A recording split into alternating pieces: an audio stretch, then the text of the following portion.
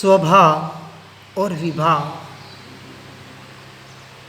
विभाव के दो भाग, अशुभ और शुभ, और शुभ के दो भाग, एक वो जो बिना आत्मा के लक्ष्य की है और एक जो आत्मा के लक्ष्य की है, जिसे कहा शुद्ध भाव की ओर ले जाने वाली क्रिया, स्वभाव की ओर ले जाने वाले भाव। अभी स्वभाव नहीं है, लेकिन स्वभाव के लक्ष्य से जो भाव हो रहे हैं, शुभ भाव जो पुण्य का बंध कराते हैं, और एक ऐसे शुभ भाव जो बिना स्वभाव के लक्ष्य वाले, दया, दान, व्रत, जप, तप, जो भी हम भक्ति करते हैं, उसमें अशुभ भाव यानी संसार के जितने भी भाव है उसे अशुभ भाव कहा गया। संसार के जितने भी भाव है वो अशुभ भाव है। अशुभ यानी पाप कर्म का बंध करने वाले हैं। कर्म का बंध किससे होता है? भावों की अपेक्षा से। जब जीव विभाव दशा में होता है तो कर्म का कर्ता होता है, आत्मसिद्धि में आता है ना। और जब स्वभाव दशा में होता है तब अकर्ता दशा में होता है। वृत्ति वही निज भावमा थयो अकर्ता त्याय। तो कर्तृत्व से अकर्तृत्व की ओर आने की पूरी ये प्रोसेस, क्रिया, इसको बहुत गहराई से समझना पड़ेगा। तो जो संसार की क्रियाएं जो कुछ भी है बिना धर्म वाली, पढ़ना लिखना, परिवार को पालना पोसना, शरीर का पालन पोषण करना, जो भी पर के लक्ष्य से, देह के लक्ष्य से, परिवार समाज कुटुंब के लक्ष्य से कर रहे हैं, करें, वो बात अलग है। वापस समझना, हम परमार्थ की अपेक्षा से कथन कर रहे हैं, किसी का निषेध नहीं कर रहे हैं। हम जहाँ जैसे खड़े हैं, जब समाज में होते तो ठीक है, समाज की अपेक्षा से काम करना पड़ता है, कुटुंब में होते तो कुटुंब के अनुसार कार्य करना पड़ता है। कहने का तात्पर्य एक होता है आसक्त पूर्वक बेहोशी में किया हुआ कार्य, और एक होता है अनासक्त भाव से किया हुआ कार्य, होश पूर्वक, जागृति पूर्वक। जनक महाराजा ने अष्टावक्र से ज्ञान पाया, फिर भी पूरा राज्य चलाते थे ना। जैन दर्शन में श्रेणिक महाराजा का उदाहरण दिया जाता है। जैन दर्शन के मुख्य, जिसे सामायिक कहते हैं, जो श्रेणिक महाराजा ने नहीं की, फिर भी शायिक समकित को पाया, उस तत्व को पाया, उस ज्ञान को पाया, जिस ज्ञान के आधार पर उस भव में पूरा संसार राज्य चलाते थे। हम कौन सा राज्य चलाते हैं? एक परिवार चलाना हमारे लिए बोझा बन जाता है।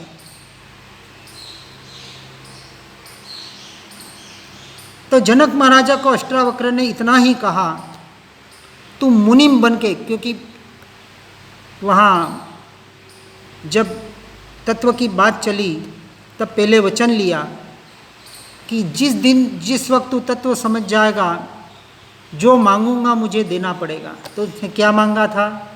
पूरा राज्य मांग लिया, और फिर कहा अब तू चला।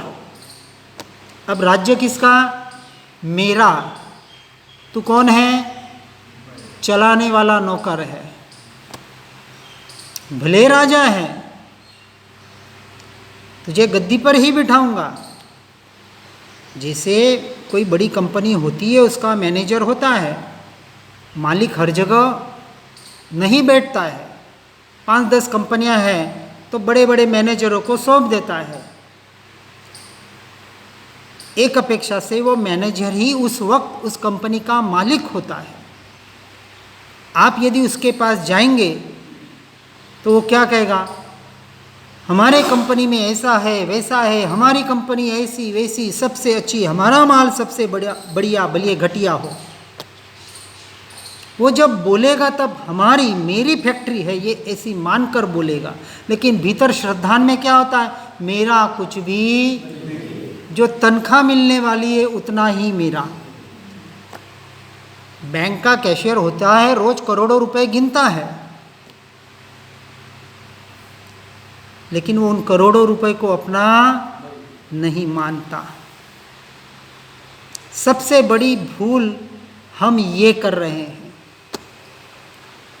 जो मैं हूं उसे तो मेरा मान नहीं रहा है, और जो मैं नहीं हूं उसे मेरा और मैं मान रहा है। इसलिए वैभाविक दशा को बराबर समझना है कि संसार में जो हमने मैं मेरापना कर रखा है सब मिथ्या है, अज्ञान दशा है, और सबको पता है। मैं पहली बार नहीं कह रहा हूँ, रोज सुन रहे हैं आप लोग, हम लोग। क्या लेके आया था और क्या लेके जाता, मसाणी वैराग आ जाता है, स्मशान में जाते हैं तब। लेकिन ये सुनकर पढ़कर जीवन में जागने वाले कितने और हम कितने जागे। मैं जब संसार में होता हूँ, परिवार कुटुंब में होता हूँ, तब मैं कितनी जागृत अवस्था में रह पाता हूँ, इसका अभ्यास करने के लिए हम ऐसे निवृत्ति क्षेत्र में आते हैं। ये निवृत्ति क्षेत्र हमारे चार्जिंग पॉइंट है। आजकल इलेक्ट्रिक कारें वगैरह निकल रही है ना, उनके चार्जिंग पॉइंट बनते हैं कि वहाँ जाके आप अपनी बैटरी को चार्ज कर सकते हैं। संसार में हमारी बैटरी डाउन हो जाती है, डिस्चार्ज हो जाती है, क्योंकि वहाँ बाहर बाहर खींचने वाले लोग बहुत हैं, है ना। हमारे इस मानसिकता को बाहर खींचने वाला पूरा परिवार, जैसे कहा ना उपवास, आत्मा के समीप वास करना, ऐसे परिवार का अर्थ क्या, परिया ने चारों तरफ से वार करने वाले, और फिर भी हम तो उसमें ही रहना पसंद करते हैं। परिवार से तो छूटना नहीं है और धर्म भी करना है। वो परिवार वाला पहले टांग खींचेगा, अरे तू चला जाएगा तो मेरे घर की वॉचमनी कौन करेगा, रखवाली कौन करेगा भैया। अरे कुछ नहीं तो बैठा तो रे, ठाला बैठ जा, कोई बात नहीं, दुकान के काउंटर पे आके बैठ जा, खेती में जाके बैठ जा, कुछ नहीं, खाटले पे बैठे रहना, लेकिन ध्यान रख लेना कि मजदूर बराबर काम कर रहे कि नहीं, खाद बराबर डाल रहे कि नहीं, बराबर हो रहा है कि नहीं, इतना तो ध्यान रख सकते हैं। यही काम कर रहे हैं हम। फिर निवृत्ति कब लेंगे? वानप्रस्थ आश्रम, 4 आश्रम बताए ना व्यवस्था, 51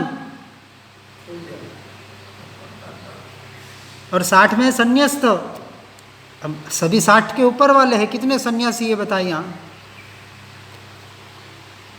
चलो संन्यास्त भगवा वस्त्र पहन लिया, सफ़ेद वस्त्र पहन लिया, उस सन्यासी की मैं तो बात ही नहीं करता हूँ, वो तो बहुत ऊंची दशा है। लेकिन घर पे रहकर भी घर का कुछ काम नहीं करने वाले, देखो मैं आध्यात्मिक जीवन उसे कहता हूँ। पुरुषार्थ की बात चल रही है ना, स्वभाव और विभाव की बात चल रही है। सच्चे पुरुषार्थी को यदि अध्यात्म क्षेत्र में काम करना है अपनी आत्मा का, तो एक छोटा सा हल्का वर्ड शब्द है, संसार के लिए नालायक बनना पड़ेगा। है तैयारी?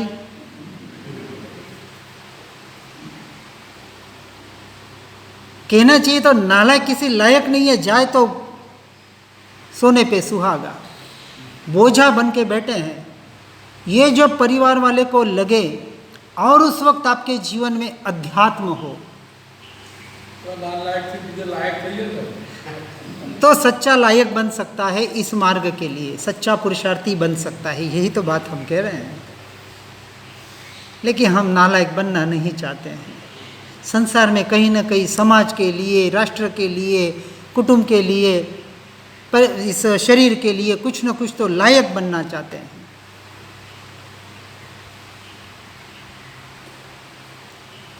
तो जिस स्वभाव और विभाव की हम बात करें कि संसार की हर क्रिया आपको पाप का बंध कराने वाली है, हर क्रिया।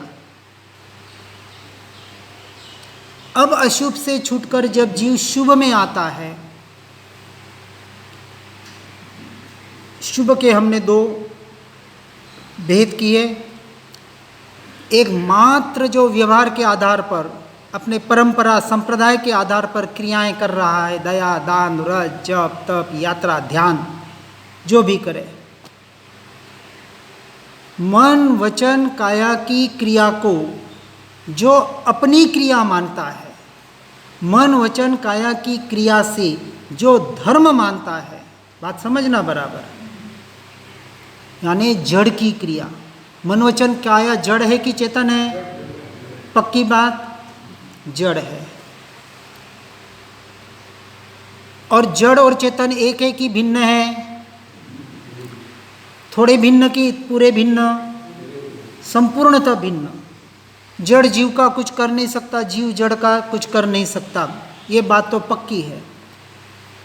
जब जीव अचेतन का, चेतन अचेतन, अचेतन एक दूसरे का कुछ कर नहीं सकते, तो जड़ की क्रिया से मेरा धर्म होगा, आत्मा का धर्म होगा, ये मान्यता तो मिथ्यात्व है, ये मान्यता तो अज्ञान दशा है। और जीव उसी में रचा पचा है और फिर उसी में झगड़ रहा है, ये तेरा धर्म और ये मेरा धर्म। कौन सा धर्म? धर्म कोई तेरा और मेरा होता है क्या? और जहां तेरा मेरा होता है वहां धर्म नहीं होता है। सीधी सी परिभाषा है। जहां जिस धर्म में वाद विवाद है, हर धर्म में है, ठीक है, अपनी अपनी मान्यता, अपने अपने विचार।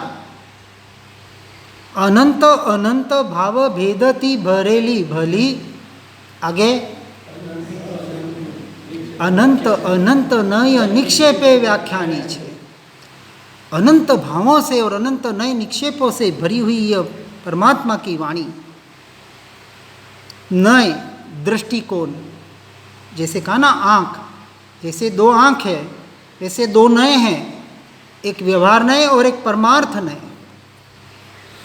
जीव अनादि से इस व्यवहार नए में इतना उलझा हुआ है, बाहर बाहर बाहर बाहर।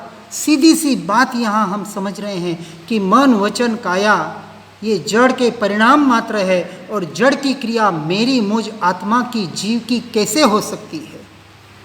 तीनों काल में, तीनों लोक में न कभी हुई है, न कभी हो सकती है। पहले इसके गहराई में जाना पड़ेगा, विचार करना पड़ेगा कि कौन से धर्म को मैं धर्म मान रहा हूं।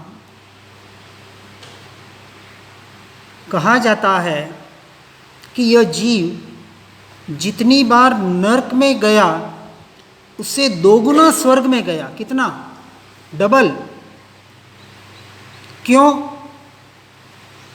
क्योंकि जीव ने धर्म के निमित्त से भी सिर्फ बाहर बाहर और बाहर की ही क्रियाएं की, और ढगले के ढगले पुण्य के बंध खड़े कर लिए।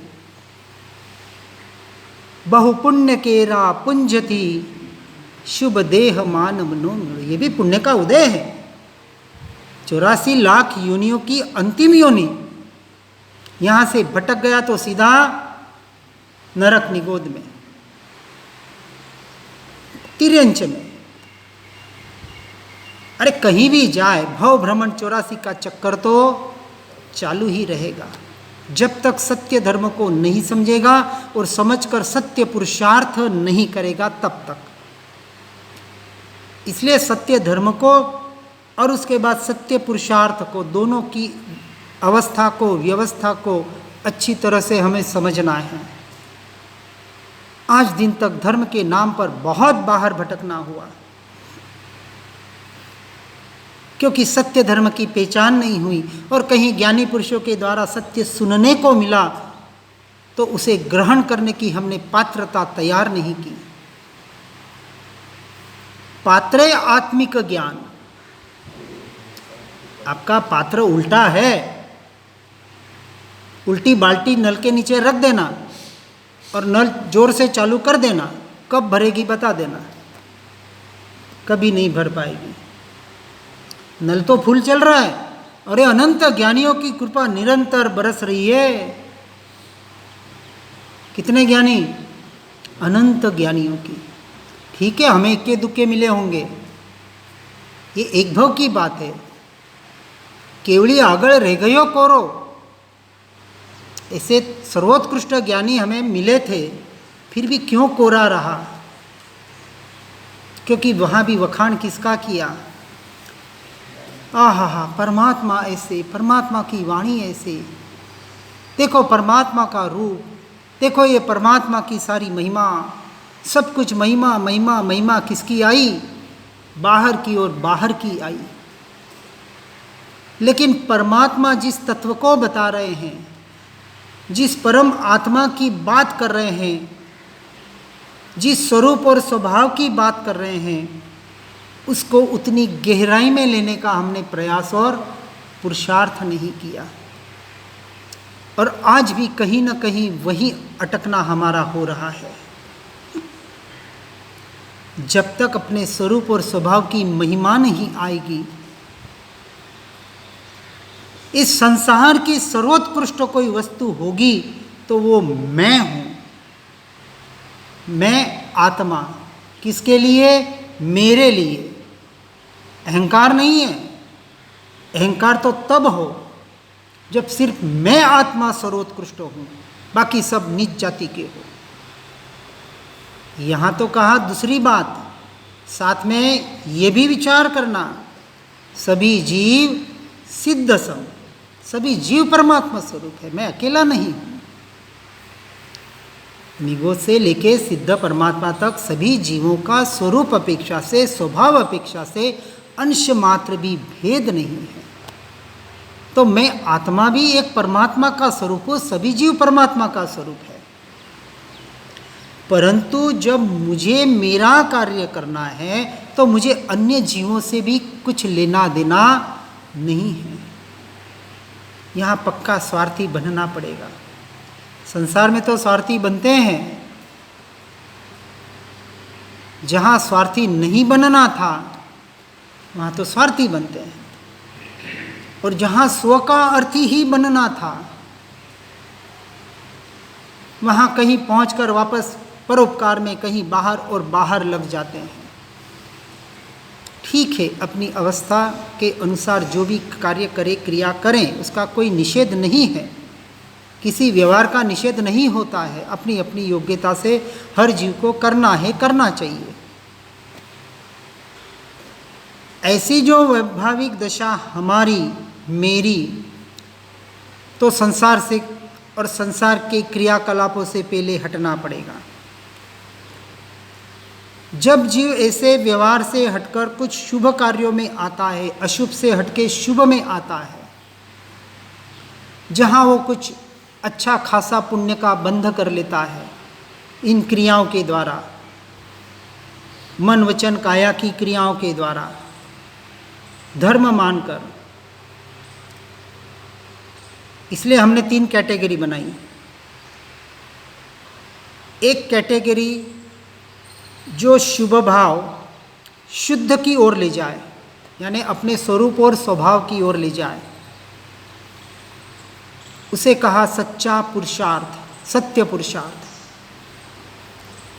जो मात्र अशुभ से तो हटता है लेकिन शुभ में आ जाता है और क्रियाकलापों में अटक कर उसे ही धर्म मान लेता है, उसे ही मुक्ति और मोक्ष का कारण मान लेता है, और स्वरूप का उसे अता और पता नहीं होता है। ऐसे जीव को मैं कहता हूं कि वो कुछ मेहनत कर रहा है। क्या कर रहा है? मेहनत कर रहा है। कुछ पुण्य मिलेगा, गति सुधरेगी, आगे का तो पता नहीं, लेकिन 1-2 गति तो जरूर सुधरेगी। तो कुछ मेहनत तो कर रहा है।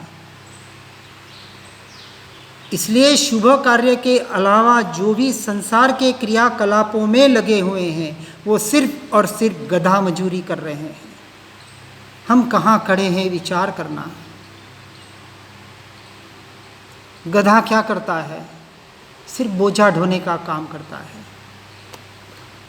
उस पे ऊपर सोना चांदी हीरा मोती लाद दो तो ही उसे कोई फर्क नहीं पड़ता है, और मिट्टी गोबर और कुछ भी गंदगी भी लाद दो तो भी उसे कोई फर्क, उसका काम एक जगह से बोझा उठाना और दूसरी जगह लाके पटक देना, उतना ही गधे का उपयोग होता है। और हम संसार में गधे बने हुए हैं।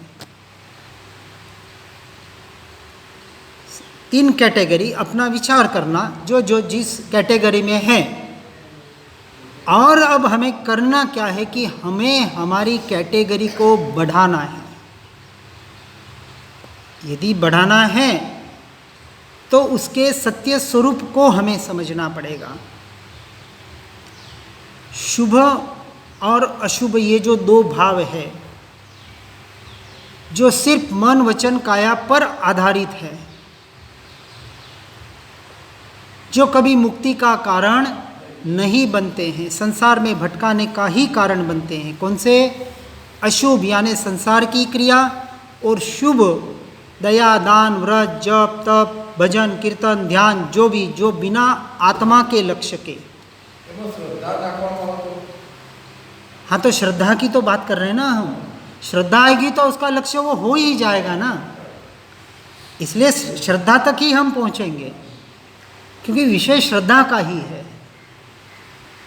आपका भाव क्या है, आपका श्रद्धान कहाँ है? जो शुद्ध भाव कहा वो श्रद्धान का विषय है। अभी हमारी श्रद्धा विपरीत हुई है, इसीलिए उसे मिथ्यात्व कहा। मिथ तत्व विपरीत श्रद्धान એટલે અવળી માન્યતા। અવળાને સવળું કરવું એટલે કામ આટલું જ છે, काम इतना ही है। जो क्रिया उल्टी हो रही है मान्यता के आधार पर, श्रद्धान के आधार पर, यदि वही क्रिया कर रहा है और श्रद्धान तत्व का है तो वो सही मार्ग में है, आगे बढ़ेगा। इसलिए हम इस स्वभाव और विभाव को समझने का प्रयास कर रहे हैं कि विभाव से हटना है और स्वभाव की ओर आना है। धर्म और अध्यात्म का जो भेद बताने का यहाँ प्रयास किया जा रहा है, उसे यथार्थ रूप से हमें समझने का प्रयास करना है। और जब हमने इस स्वरूप और स्वभाव को समझा कि ये तो सारा विभाव है, इसलिए शुभ और अशुभ भाव इन दोनों को अशुद्ध भाव की श्रेणी में लिया। कौन सी श्रेणी? अशुद्ध भाव, क्योंकि संसार में भटकाने वाले हैं। और शुद्ध के लक्ष्य से होने वाले शुभ भाव, शुद्ध यानी आत्मा के लक्ष्य से, स्वरूप और स्वभाव के लक्ष्य से होने वाले शुभ भाव, शुभ क्रिया, जो हमें मुक्ति के कारण बन सकते हैं, मुक्ति की ओर ले जाने का कारण बनते हैं। अब जिसे संसार में भटकना हो, उसे शुभाशुभ भाव में रहने में कोई हर्ज नहीं है। और जिसे इस संसार के भव भ्रमण से मुक्त होना हो, जन्म मरण रूपी दुख से मुक्त होना हो, जिसे शाश्वत परमानेंट सुख की प्राप्ति करनी हो, उसके लिए ये अध्यात्म का क्षेत्र है। इसलिए विभाव से हटकर स्वभाव की ओर आना, यही एकमात्र अध्यात्म के क्षेत्र में बताया जाता है। तो अब विचार करना, वैभाविक दशा में हम कितने हैं और स्वाभाविक दशा में हम कितने हैं, और कितना हमें पुरुषार्थ करना है, या सिर्फ जिंदगी भर मेहनत करते रहेंगे या जिंदगी भर गधा मजूरी करते रहेंगे। निर्णय किसका है? हमारा है, मेरा है। तो मेरा निर्णय करने की ताकत भी मुझ में है, कोई करा नहीं सकता। और जीव बंधा भी हुआ है स्वयं के कारण। तारे बंधने बंधन छे, किसी ने बांध नहीं रखा है, पेड़ को जकड़ कर पकड़ लिया और कहता है मुझे छुड़ाओ मुझे छुड़ाओ। अरे भैया, जो पकड़ कर रखी है उसको ढीली कर दे, छोड़ दे।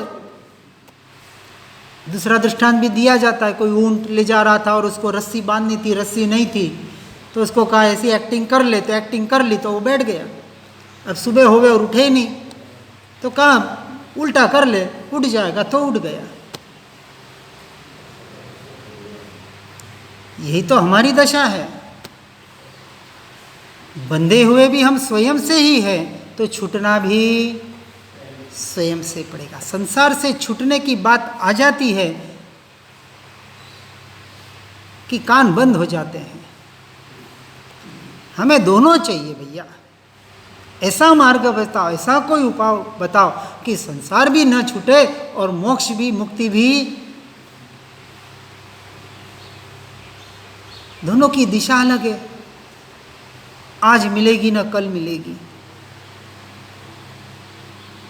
तो स्वभाव और विभाव को यथार्थ रूप से समझकर इसकी ओर बढ़ने का हमें निरंतर प्रयास और पुरुषार्थ करना ही पड़ेगा। आज करे, कल करे, इस भव में करे, अनंत भव की बात करे। उपाय तो एक ही है। उस उपाय को यथार्थ रूप से समझकर अपने जीवन की इस गाड़ी को आगे बढ़ाने का प्रयास और पुरुषार्थ करें। इसी विषय को हम आगे कंटिन्यू करेंगे, क्योंकि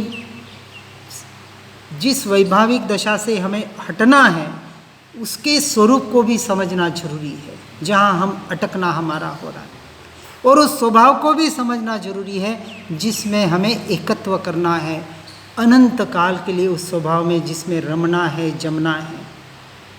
तो यथार्थ रूप से समझकर इस मार्ग में आगे बढ़ने का पुरुषार्थ करें। इसी भावना के साथ ओम नमः सिद्धम।